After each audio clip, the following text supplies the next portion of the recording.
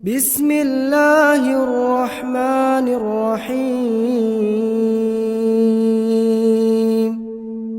اقرأ باسم ربك الذي خلق خلق الإنسان من علق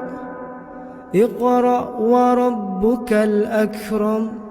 الذي علم بالقلم علم الإنسان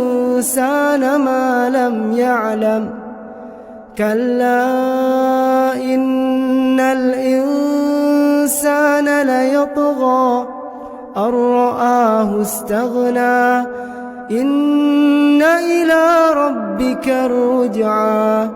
أرأيت الذي ينهى عبدا إذا صلى